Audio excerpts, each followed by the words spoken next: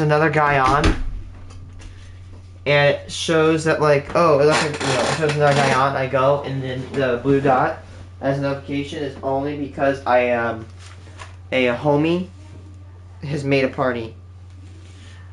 What is up with this hat? It feels like it's loose or something.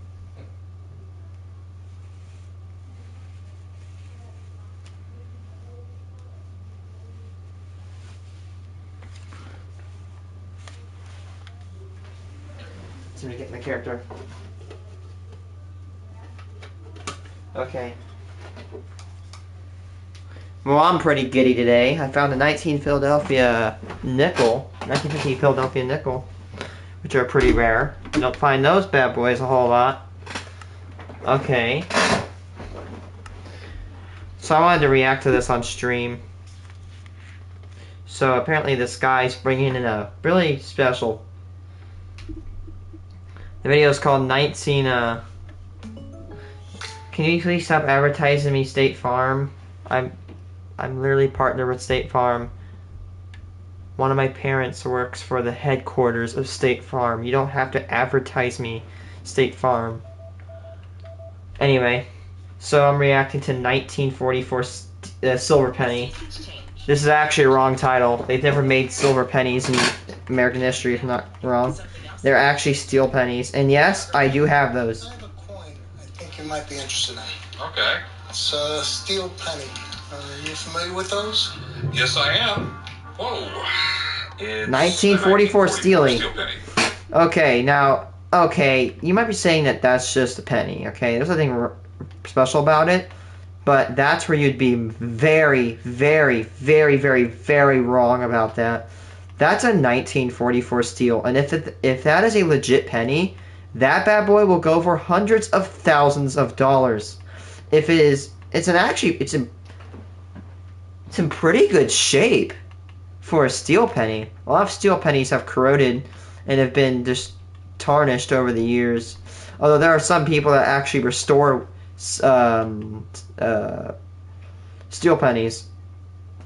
Again, coming out of the gate,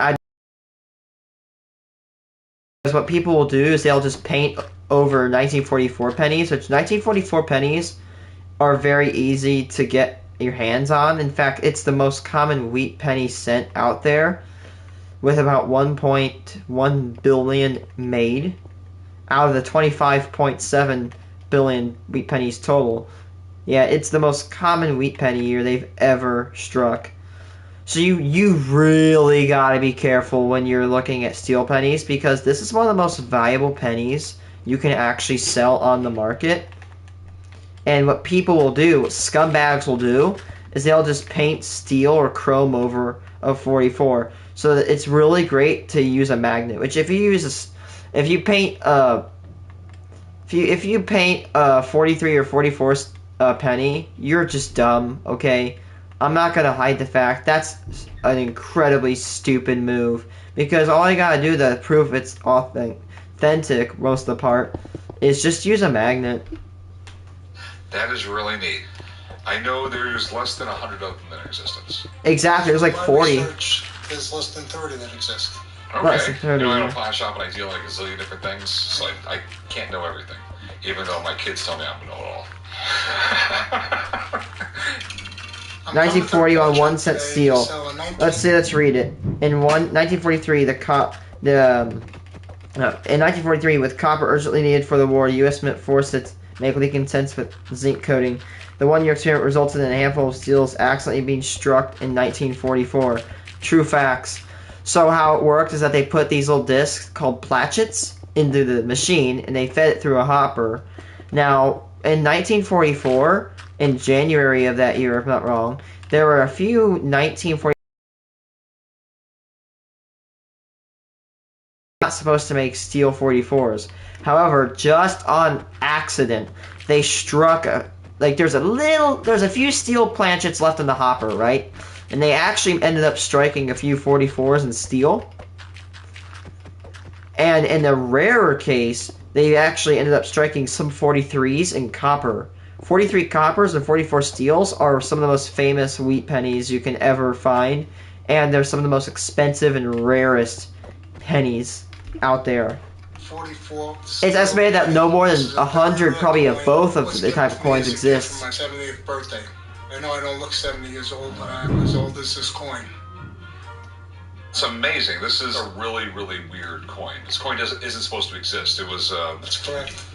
you know, World War II happens a lot. I mean, just everything was rationed. Bacon was rationed. And, you know, the U.S. government came along and says, hey, you know, we make tens of millions of pennies every year. Basically told the U.S. Mint, you have to make cents out of something else because copper is a war metal. So they started making, you know, the cents during 1943 out of steel that were zinc plated, and everyone absolutely hated them. Exactly. Using the steel Another mistake, the 1943 copper penny is hotly sought after. Yup, that is facts right there. That's what the show said.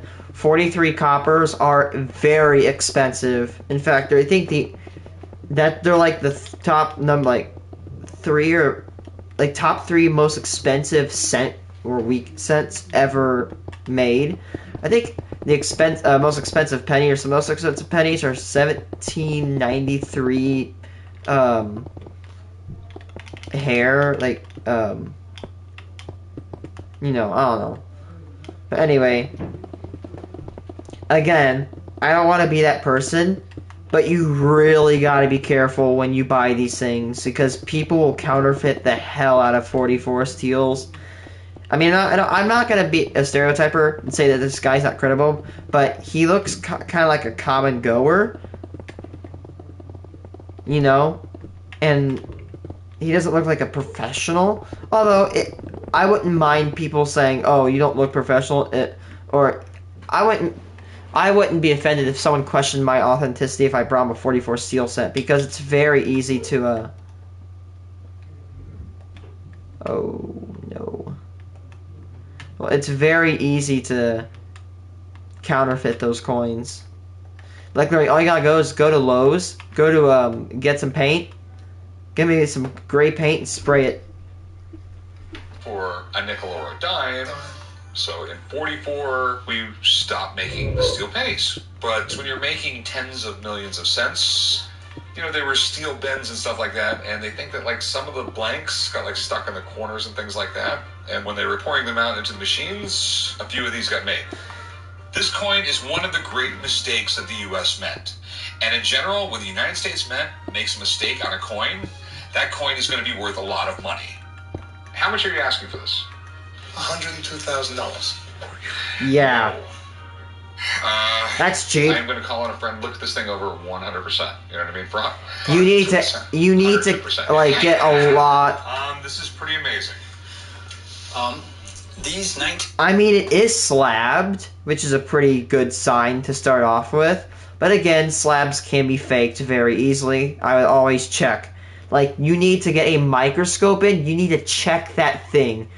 If you could, send it to the FBI. Get that thing checked. Oh, actually, probably you should send it to the FBI, because they'd probably steal it.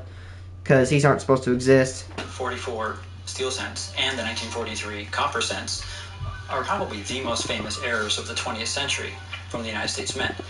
And you would not believe how many people have dug through mounds and mounds of pocket change trying to find one of these. Because if you find one, it's a gold mine, and we're looking at one of them right now. There you are. Yes.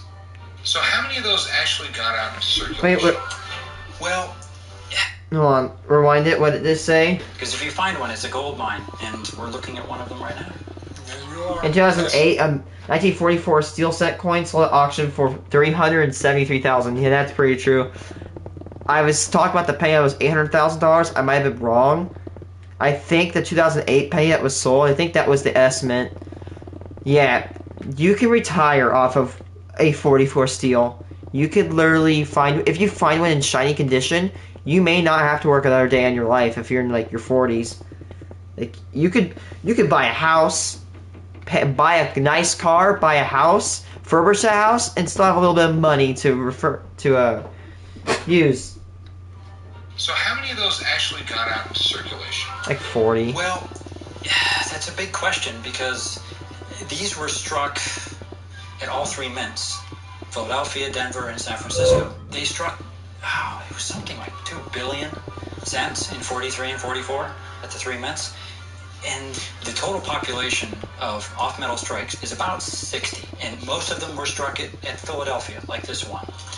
May represent something like half the known population. However, it's still a rare coin. Yeah, and there's only 30 of them out of a couple billion. That makes it Yeah, pretty rare. it's a very rare coin. So what do you think this would go for? Approximately $30,000. That And seems awfully low to me. it, From out of a couple billion. That makes it yeah, pretty rare. it's a very rare coin. So what do you think this would go for? Approximately $30,000. That's low. That seems awfully low to me. It's a public auction, both of them. That's okay, but you don't necessarily have to bring this coin to a public auction. No, but public auctions are actually where the most realistic prices are set, because every major collector in the world gets those catalogs, because these are high profile auctions. There's many sites that I would auction it. a lot higher Right. than that number. But Okay. the auctions are very clear in determining the value of these coins. Okay. All right. Have a good one, Dave. Alrighty, thanks.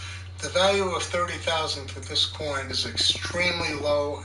This is It probably is. one of the resistance. I don't know where the expert came up with that value.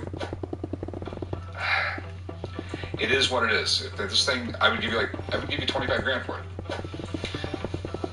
No, No. I'm not sure you know. I don't want to be this person. Well, I know exactly No, what I just have. take it Something somewhere that else. would probably sell between $30,000 and $35,000. There's none for sale though. There's none of these for sale. This is the Exactly. Okay. This If is you the want only, 20. this is the only one in the state of Nevada. I will agree with him though. I don't want to be like a slave to like what people say, but dude, if I were that guy, just walk away. Like I'm not saying that the person who's doing the pawn shop, like that one dude that's bald, is bad. In this case, but you gotta be realistic here. That's a very expensive coin, and I don't think they could afford it. Even a pawn shop, a lot of people cannot afford a 1944 steel penny. I could work a lot in my life, and I probably won't be able to afford one anytime soon.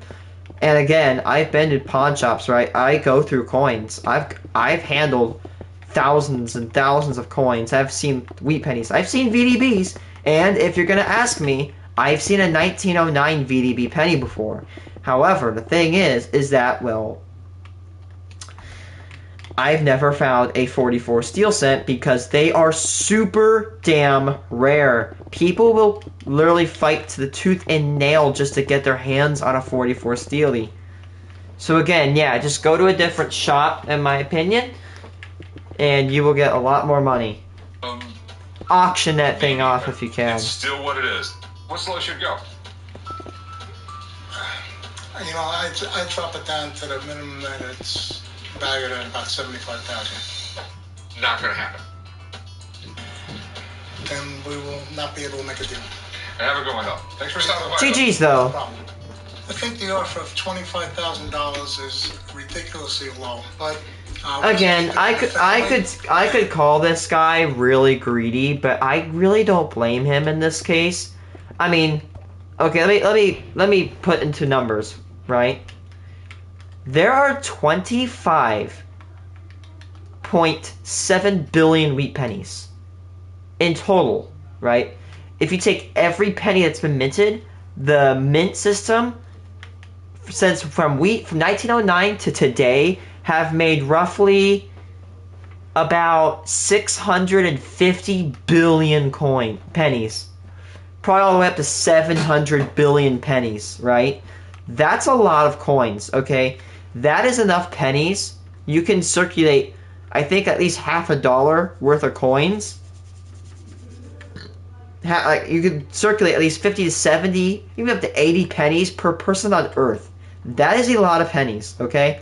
Now, the thing about that is that compare 600 billion to 60. That is not a lot, right? Let's say, let's just use 600 million as the example.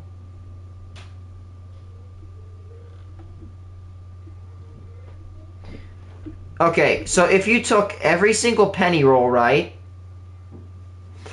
If you took every single penny that was ever made, right? Nothing got lost, every penny, and you gathered it, it would make one of those rolls is 44 steel cents. That's one. They are 1 in 12 million. Let's go further. 1 in 12 million rolls.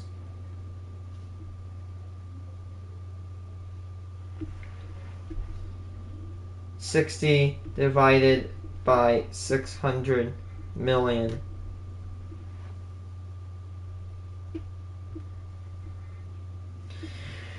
Okay, you want to know your percentages of finding hopefully my calculations are correct. Comparing to 600 million, right?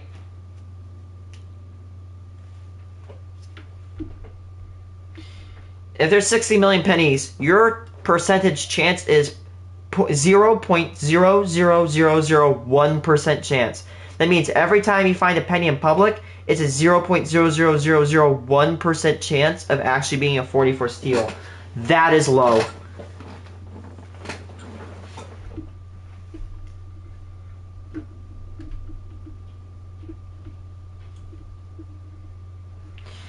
That means you have a 1 in 10 million chance of finding a steal penny for every penny you go through, right? And again, I've been through over $2,000 of pennies, and I have never found one. I haven't even found a VDB. I haven't even found a 31S, a 14D, or the 32 Philadelphia, which those coins have mintages of 1 million for 14 and 31Ss, 14Ds, 31Ss, and 7 million for 32 Phillies, right? Those rare coins, I haven't even found one yet. And just imagine, like, even for the 1909 VDBS, which have a mintage of like 400,000, but it's estimated about, it's estimated about 20,000 of them have survived. I haven't even found a VBS, right? And I estimated that it would take me, ready for this, 200 years of my current searching to find a VDBS if they stopped making pennies. That is astronomically long. Talk about taking a long time to find it. 2 centuries of my rate. If I was allowed to live forever and pennies were stopped and all pennies were existing right now, right? And they didn't stop, and then they did stop making them. It took me 200 years to find one. Now imagine how long it would take me to find a 44 steal. Again, I don't want to overstate it, but yeah, dude, just go to an auction. They will pay you a lot more money.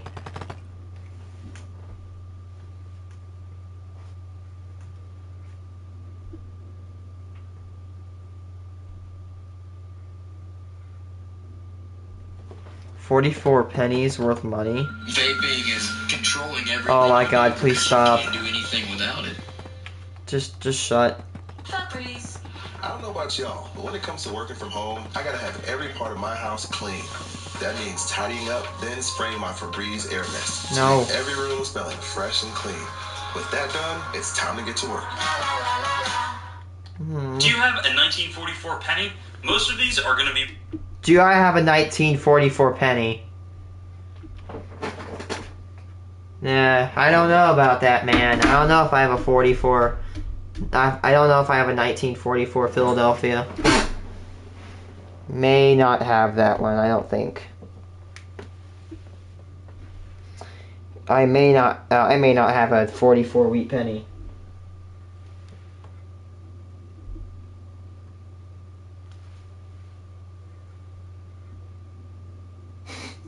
Just kidding.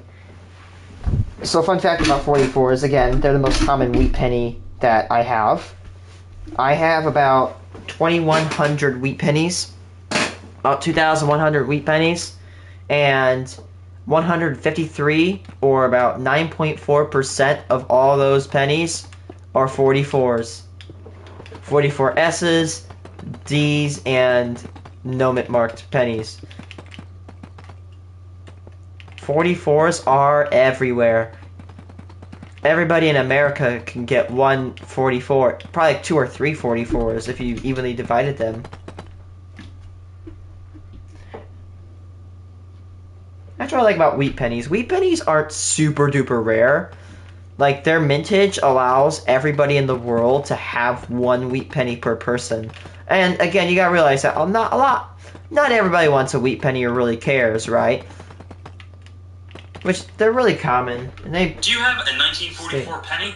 Most of these are going to be worth only a few cents, but some of them can be worth up to the tens of thousands of dollars, and there's plenty in between. So we're going to be covering the full spectrum of 1944 pennies, whether it's conditional rarity, of die variety, a mint error, or something crazy like the steel pennies that were not supposed to be in 1944. I'll be covering all of that. My name's Christian. This is my channel Treasure Town, and let's get right into the video for the full explanation on everything that you want to be looking for, whether it's looking really close at your coin or just being aware of these crazy errors that are out there. Let's hop into the 1944 Lincoln Wheat Cent. The most common the coin itself, wheat penny I'm not going year. to talk too much about the series, but one important thing to note, 1944 and I believe 45 and possibly 46 were using zinc and copper instead of 5% tin and zinc. That was because they were melting down a lot of shell casings, and that ended up being a pretty simple composition, but was technically... That is very... I know a lot about coins. I never even knew that. That's cool to think of that my wheat pennies could be old bullet casings from the war, meaning that technically some people probably died in order to make wheat pennies. Man, that got dark. Think about that, like, right? People had to shoot at each other just to make some wheat pennies. Slightly different. The previous year they had been focused on a zinc-coated steel planchet, and a few of those obviously end up getting struck with 1944 dies. We'll talk about that later. That's some of the most significant coinage in the probably all of United States history, as well as U.S. error collecting, certainly. But the coin itself, if there's not going to be any variety or any error or any wrong planchet issues, this is the values where it's worth certifying at PCGS. The high end, you really want to be hitting Mint-State 67 with a shot at going higher in order to certify it. Mint-State 66, you'll probably break even, but it's not really worth the hassle. If you have really gorgeous spotless coins, you can think about sending them in, though. And there's over 1.4 billion made, so it's not like there's a shortage of these coins that still look pretty. In terms of some of the things to look for, though, on the coins, right here we have a double die obverse, and it's a doubled ear. That's not super normal. You know, there's a few other coins with it. You know, 1984 comes to mind. I think there's 83D and a few others, but this is one of the ones that's on the wheat cents, so you should look for it. Not a huge valuation, and this is more for raw coins values, but it can be a fun addition to any collection, and not a lot of people are looking for it because it's not a major variety that's recognized by all the big grading companies, and that's going to be the theme for most or all of the 1944 varieties that we go over today. This one's another double die. You can see a little bit of splits in the 1, 9, and 4, and then especially below in the T and the Y, below the Liberty, though the values are kind of muted. This one's something to search for, and then of course there's also some doubled eyelid. You can see this relatively frequently, combined with some major extra thickness in the 1944, which is sort of the distended hub doubling, class 6 doubling.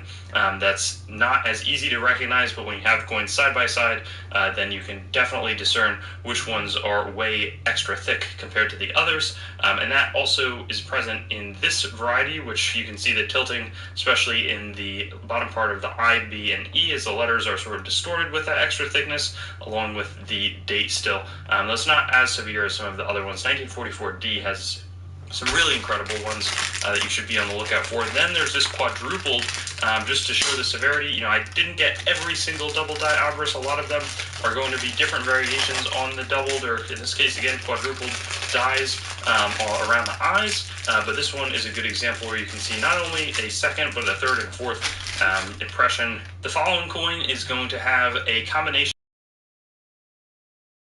doubled, then you also have a second one in the eyelid where that just sort of confirms the existence of this variety. There's also some double die reverses. I think there's 3 that we're going to spotlight.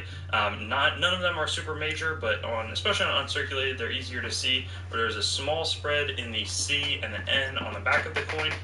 You can also see that to the left on the T. This one's a little more circulated, but it still shows through. And then there's finally this one where there's some pretty clear extra thickness, but also some split serifs in the R right there. You can see the separation but distortion in the U with the S, really nice. Right here, this is sort of the big coin, Mid-State 64. This is a really nice example. Often you'll find ones that you're not going to often find any of them because they're so rare, but it's common that they would have escaped the mint and then gotten a little bit of damage and then got recognized for being a 1944. This one, though, is still really nice, and the big difference is that this would be magnetic, so there's a lot of fakes. If you think you have one, it's a good chance that it is a fake. So if it's magnetic, it would look towards being real. It's also going to weigh 2.7 grams instead of 3.11. This one sold for 108,000. There's maybe a few dozen known, but these are really, really significant coins, and there have been examples found for 44D and 44S as well, so just something to note. Then there's also the unusually thick planchet. So this one looks really normal. If it wasn't the unusually thick planchet, that's like maybe 30% heavier, it probably would have been like a, I don't know, $1, maybe $2 coin. Instead, it sold for $1,000 over 15 years ago. The good thing about 44s, again, is they're really common. The stock that the coins were cut out of was too thick. Other people think it might have been used, something for foreign coins, because we were striking a lot of different coins for different people at that and nations at that point. But nonetheless, if it's unusually thick and it's a 1944 coin and it weighs way more, you've probably got another one of these. You could also find, again, to go with that theme, Netherlands. We were striking coins for them. This is a 25-cent planchet. They were actually going through a period where they were occupied by the Nazi Germans in World War II. This is a $5,500 coin as a result. Here we just see an obverse cut die break. The coins that are getting struck, they're using the dies, and sometimes those wear down. And in this case, that's what happens. So I don't know if this is, I know that there's some atheist sense, they call it, when there's the cut through the In God We Trust. Here it just says In God, so maybe this would technically fall under that label, but this is a $145 sale.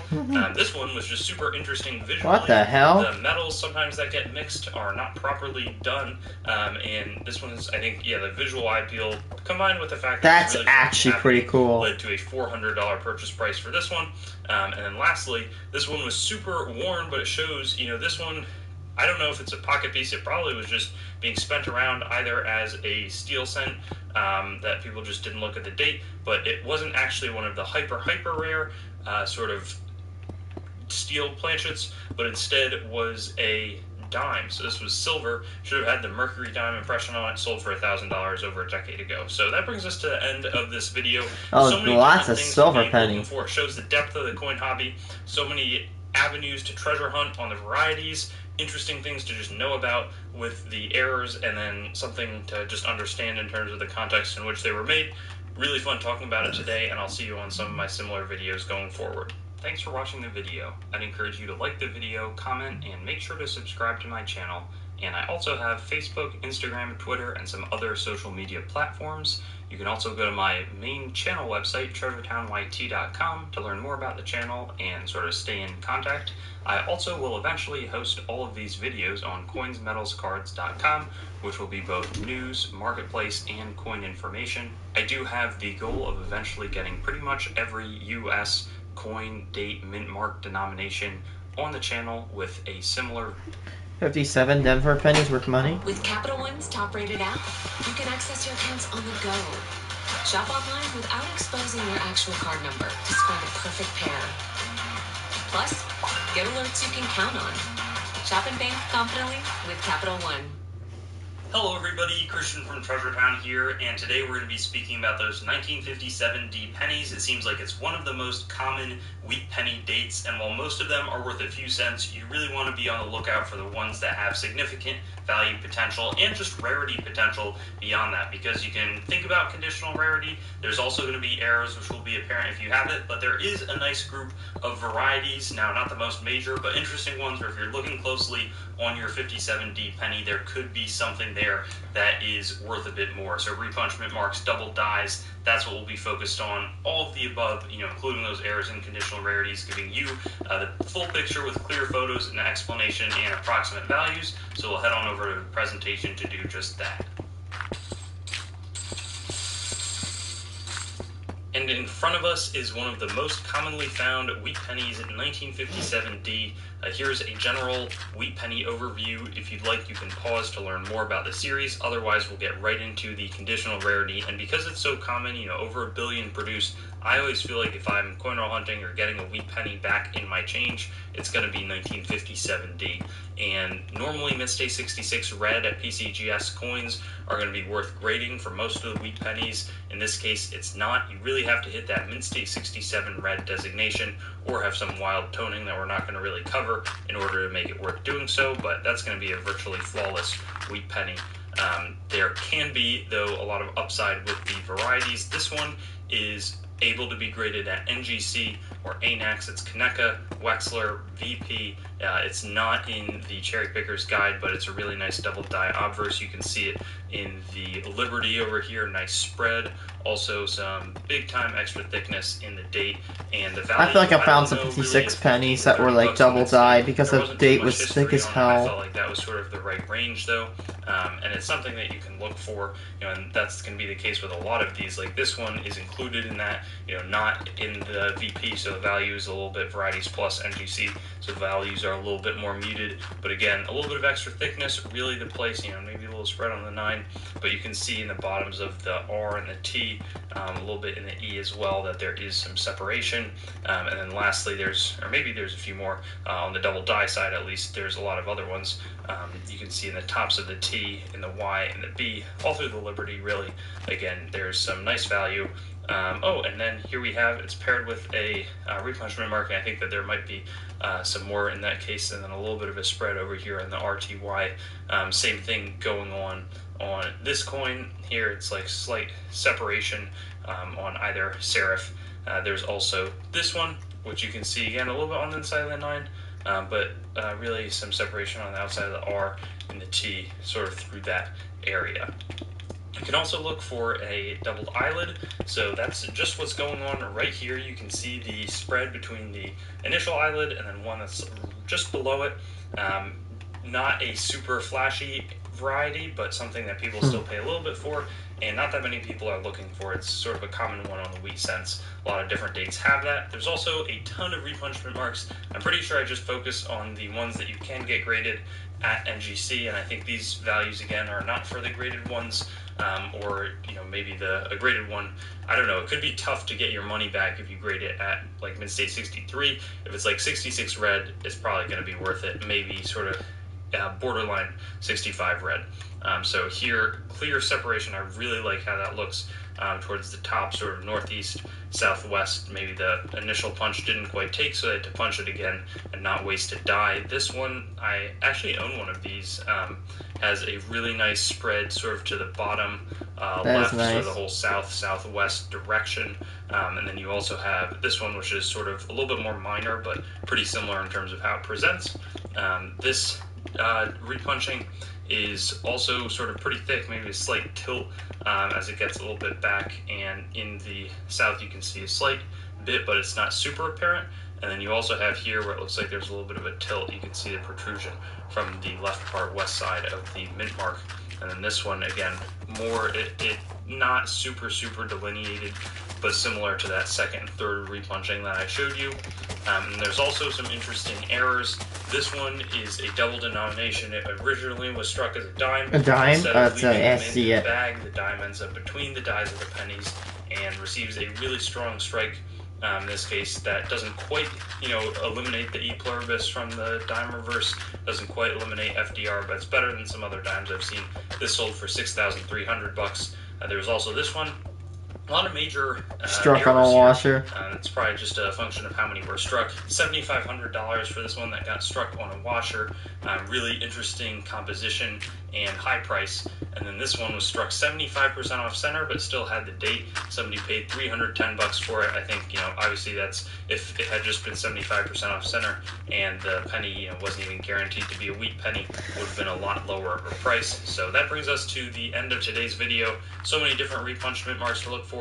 A lot of obverse double dies that you can be searching for, though some of them are kind of challenging to see, and happy to have been able to talk you through this one that seems to be popping up everywhere, though the value valuable ones are probably still going to be not the super worn one that you get back and change, but something that's really nice and potentially has an error or variety that you could search for.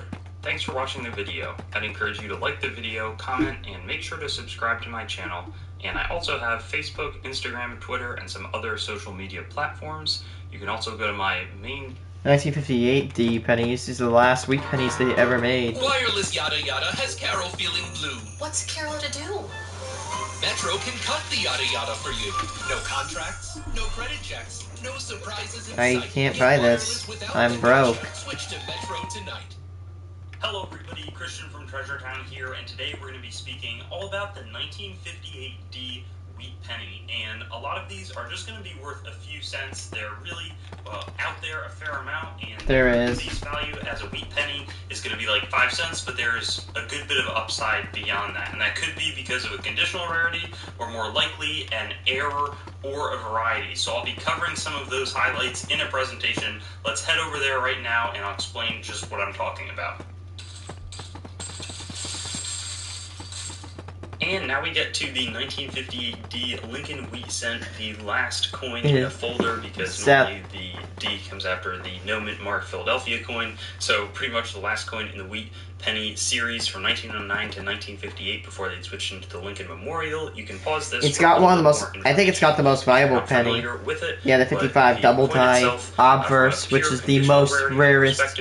You only want to submit it to BCGS if you're really confident that it can get a Mint State 67 red designation, unless it's something like super crazy toning, where it'll come back brown or red brown. But this coin, you know, a lot of the coins are worth submitting in Mint State 66. A lot of people saved them because it was the last year that they were producing them, and the production numbers are also pretty high. 800 million is a large number. So these are not super rare, but good news is there's a lot of varieties to look for. They may not be super significant or like really well known or cherry pickers guide ones. Some of the repunchment marks, which we'll get into, can be submitted to NGC and they'll grade them, but these would go to ANAX. Here you can see an upper part of the 9 as well as a lower extra extension of the B in Liberty coming out, and these ones are, you know, Kaneka recognized. The values though, Mint State 65, this being $10 versus this being $10, it's not the same value. This would be if you grade it at PCGS, and you'd probably incur a loss if you got back a Mint State 65. This is for just like a raw example that's, you know, really nicely preserved and can clearly see this. You know, these coins aren't going to break the bank, but they're fun to look for, and if you enjoy the variety hunting, this is a coin that you can certainly do it on. Same thing here, just a minor spread to the lower part of the B in Liberty. Same thing, and then also, like many of the wheat pennies, there's a doubled eyelid variety where it's like a class 4 doubling. You can see right below the eyelid the protrusion of a second known, but not very many people are looking, so, you know, if you can find them, they're cool, rare, and if you find the right collector, you can pay up for it. There's also a really minor, I don't think that this is like even too easy to see, and it's certainly not worth much, but a double die reverse where it's extra thickness, class 6 doubling. You can see extra thickness in the E, the dot, the bottom of the L, and this little wheat stem.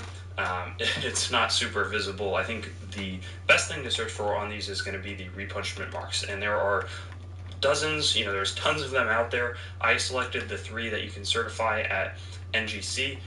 They're in the VP Variety Plus guide. You can see below the first D mint mark. Really, the first D mint mark is below the second one, which is the main punching, but they repunched it for whatever reason. And this one's recognized at a lot of different places. This one, you know, might be like a $20 coin in Mint State 65. And who knows, if you get it, you know, it's probably worth certifying in really high condition at NGC to get the designation, just because you can find the right person who's collecting it, maybe. Right here, there's also going to be this repunchment mark. I believe it's more on the inside of the Denver mint mark, not super apparent, but then something like this I really like, where you can see it. I can see it, yeah, the line. The northeast side, and again, this is 3 of 17, and there's many more than that. So paying close attention to the D mint mark, you know, are they all worth, you know, even $10-15? Probably not really, but if you enjoy the varieties, this is certainly a coin where there's a lot of potential. There's also some errors. This one is a Cud die break. So Cud, yay! When the So the die breaks, it like doesn't strike a certain part of the coin. It's actually pretty cool. I love those. After too much use, Never had one. I and then never metal found one, starts but filling they look so the cool. side where they're striking, and then on the reverse side, it's weakened, and the design doesn't get struck because the metal is flowing in. This one sold for $315, a really strong price. But cuts have been, something that a lot of people are after, and it's a neat type of error. There's also struck on scrap. Sometimes the sheets that get used and the planchets are punched out of, sometimes some of that makes its way into the striking chamber and receives a strike. This one, is actually pretty attractive for having the, a fair amount of detail on it. You can see the 58, you can see all the 1 cent, and then some really interesting effects. This sold for $180, and then you also get this well-off center, but also split planchet, so it's probably going to be much lighter. There were probably some impurities in the metal that caused this planchet to split apart and end up between the dies. It's a bit of an unusual planchet, so it's probably more likely that does get an off-center strike. Having the date on there is really important. People like collecting by date, so that would definitely have helped it in terms of getting collector appeal. But I always like showcasing the errors in addition to all these different varieties, which this one's more for like variety enthusiasts who really like this, that sort of thing, hunting them. But there's also conditional rarities you might be thinking of on these coins to you today with the 58D. Thanks for watching the video. I'd encourage you to like the video, comment, and make sure to subscribe to my channel. And I also have Facebook, Instagram, Twitter, and some other social media platforms. You can also go to my main channel website, treasuretownYT.com, to learn more about the channel and sort of stay in contact.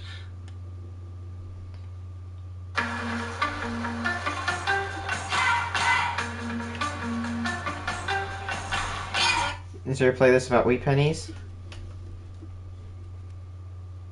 Islamic coins? Auction reviews? Oh, it's got, what is that, a MoFat? I think it might be a MoFat coin. Or Mofiat & Co. Octagonal gold $50 coin. I don't do a whole lot of private mint research, but I have heard about the private mints. Yeah, those were really controversial back in the day. You'd turn in like, what?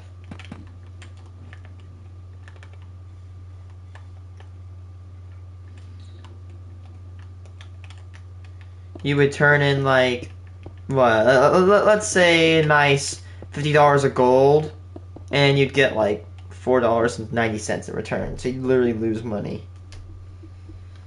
Banknotes, show pennies, Indian heads. Oh, where's my babies? Where are my babies? Jefferson Nichols. Magic the Gathering.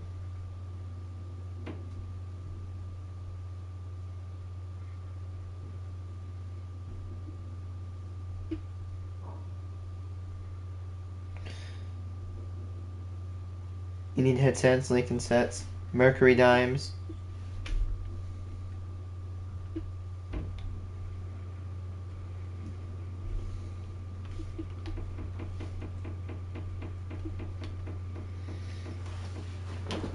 There's one with wheat pennies. I really like wheat pennies. Shield pennies. I'm not really way too big of a fan of shield pennies. I don't hate the design, it's just not as appealing as wheat penny.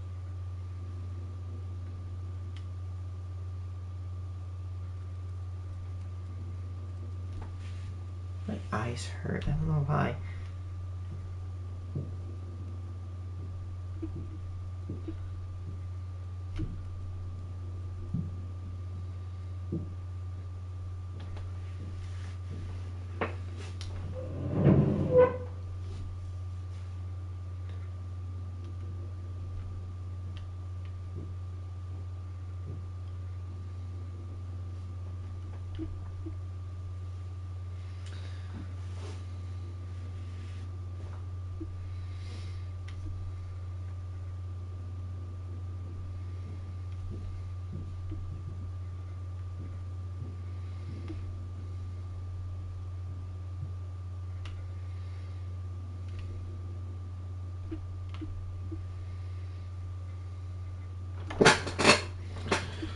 This guy has searching 100,000 pennies. Oh man, he's got that stuff boxed too. Crap.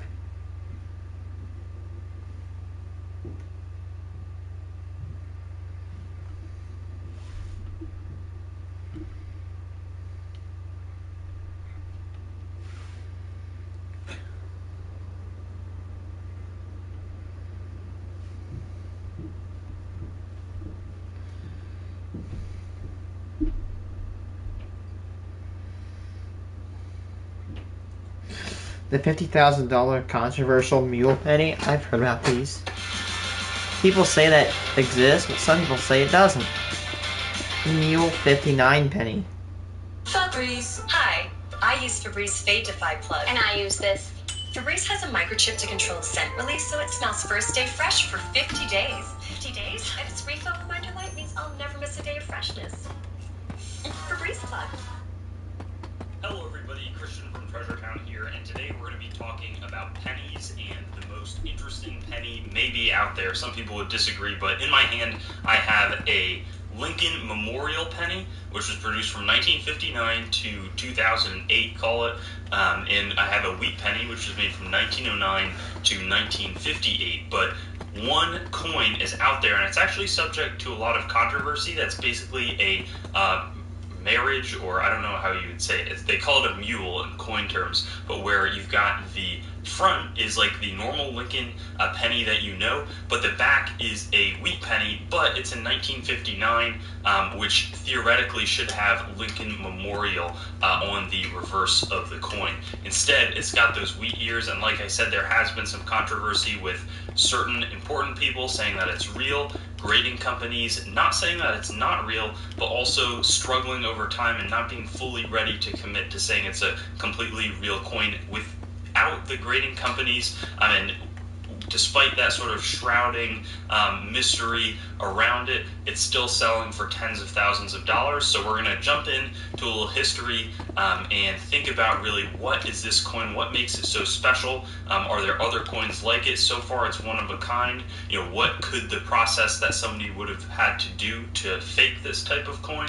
There's a lot of questions I want to answer. I think it was even really investigated by the FBI, who said it was a pretty much legit coin. In hand, I don't have access to it as it is, as far as we know, one of a kind, but the right coin here is a wheat penny. This is actually the first graded coin I ever purchased, so it's sort of nostalgic for me. That's but a this beautiful is what wheat penny. The reverse would have looked like on pennies from 1909 to 1958, and this is the reverse that should be the Lincoln Memorial from 1959 to 2008.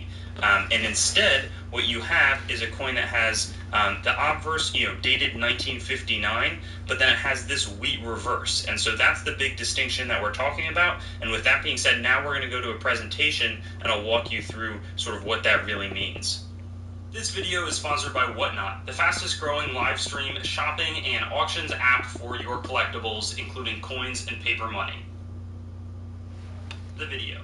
And finally, here we have the coin right in front of us, the 1959D Lincoln cent with the obverse muled with a wheat cent reverse. So this is a sample representation of the real coin. There's no good images of it, but it is considered mint state 60. It's not like a super attractive coin at the same time, and it's more of like a brown color as opposed to like a bright red, but at the same time it hasn't been circulated, at least not in the opinion of Ira and Larry Goldberg auctioneers, which is probably one of the top 6 auction companies, maybe a bit stronger at the time that they were auctioning the coins off, but they have actually sold the coin 3 times. But a little bit before that, the initial story is that this was found and purchased by a cop, right?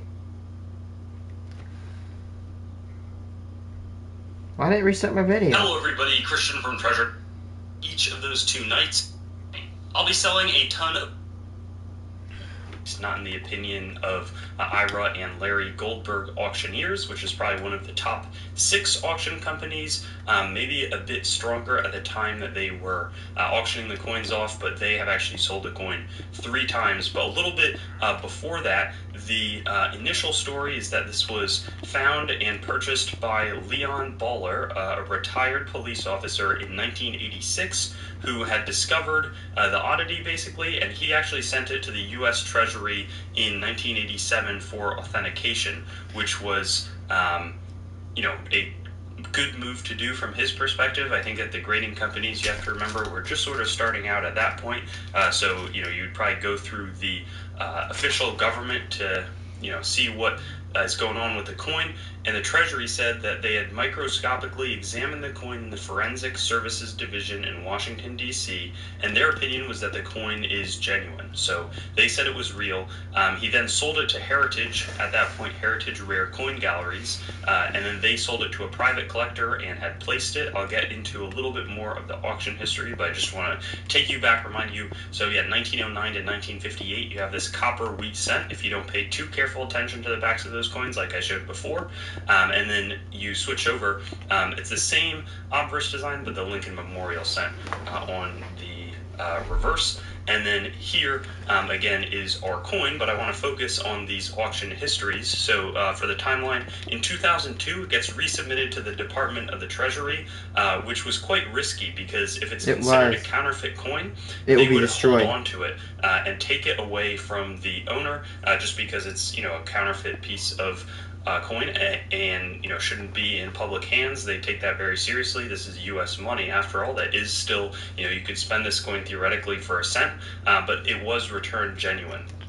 Now there things that went into that is that there weren't any seams on the edge where like two halves were pieced together, one of the new coin split with one of the old coin. The composition of the coin was consistent. There weren't any major tool or file marks that would suggest maybe it was an altered date, and it had a reasonably normal die polish versus genuine 1959 cents.